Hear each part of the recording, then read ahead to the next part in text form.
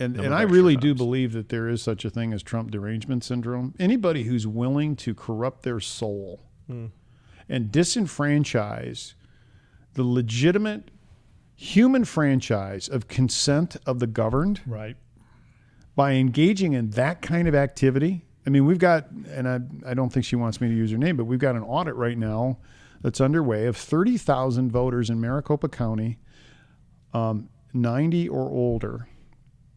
And of that, I think she's about 400 individuals, and they're doing a lot of records checking. Somewhere in the order of 10% of them were dead and voted after their death certificate. So that goes to the individual who is willing to win at any cost.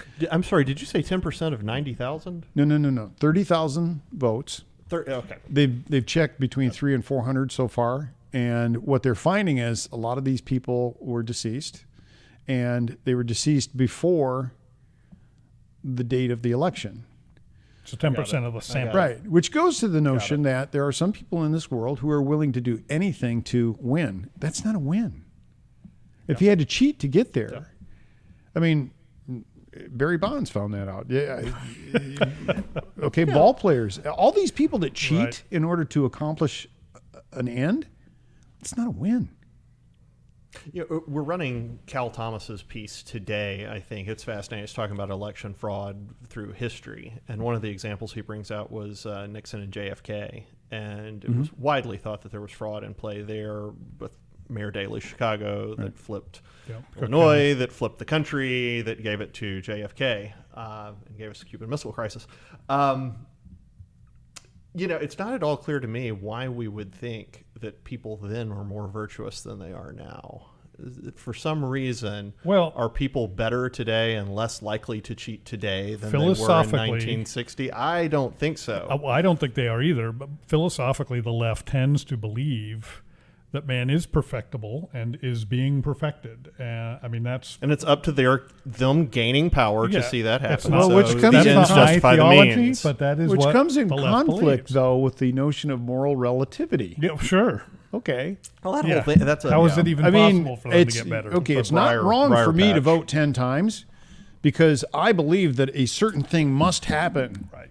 Yep. And justify the means. That's right. Yep. So we started going down the path of the various articles within the Constitution. Right. And if you want to go back to that for just a moment. Please. We have a solemn duty that was carved out for us by Madison, Jerry, Franklin, Jefferson. Those guys said, look, the most important thing that you can do as a legislator is to be responsible and fulfill your duty to give every voter a voice, not just some voters, every voter a voice in your state. And we are going to make sure, because remember, the people who were writing the federal Constitution were themselves delegates from the states. And it's like, okay, we are creating the shell of national government, but at the end of the day, the legislators are the ones who are most responsible for holding it accountable. I can't emphasize that enough. I mean, you look at, for example, the Madison debates, September 5th, 1878, I believe.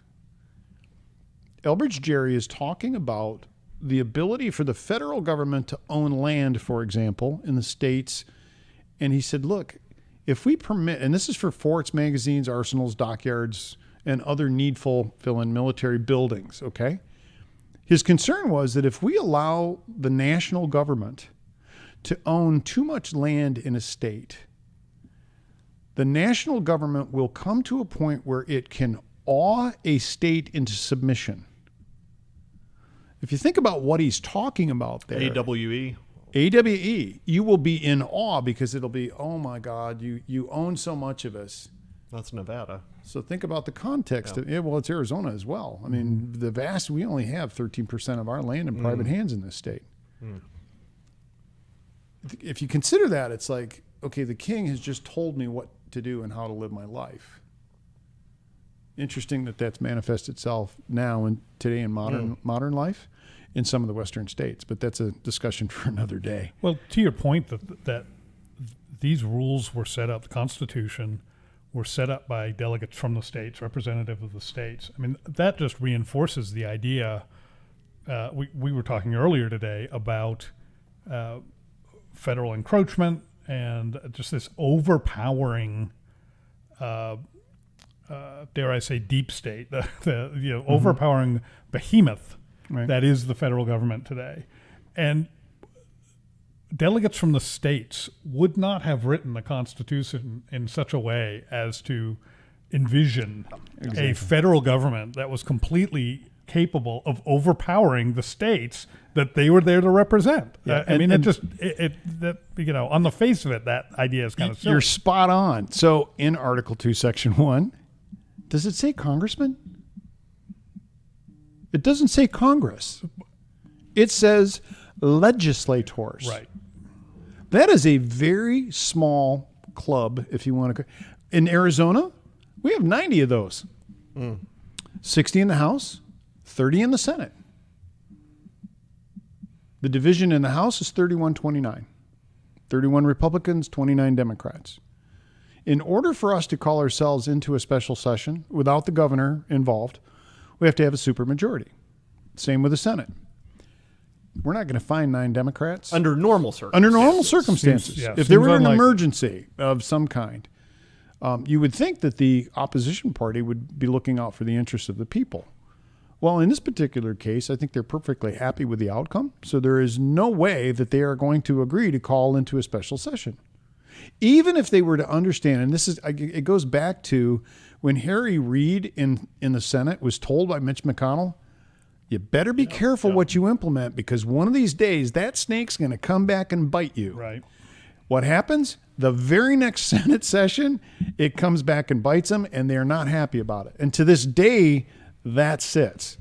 So my admonition to my opposition colleagues, be careful. Because if you allow this to stand today, it will most assuredly come back and haunt you in the future. And this should not be a partisan issue. Absolutely, it should the not question be. of whether one vote per person is counted as one vote per person and counts as one vote per person is, I mean, if there is a more bipartisan issue ever, I don't know what it would be. Disenfranchisement of anybody on either side should be a completely bipartisan issue. And I at least would be saying the very same thing if the shoe were on the other foot. If you had 31 Democrats calling for this and 29 Republicans saying, no, we like the way this turned out, so we're not interested in finding out what the truth is, I'd have just as much of a problem with that. That's cowardice. And I think the most compelling argument for what is not only in my limited brief, but also in the brief of Bill Olson, which I understand you've circulated. Right. When the law is silent on something, that means you have no idea what would have been on the minds of the legislature. That in and of itself is a compelling case for the legislature to come into session to say, we did not contemplate the idea of an illegitimate election because it was so negatively affected by pervasive fraud. And when I say negatively affected, it's the notion that you've got enough fraud there that you cannot determine who the real winner was. Right. Okay? Once again, I care about who is the winner, but in this context, I don't care who the winner is. Because if the individual voter loses their franchise, they're the ones that lose.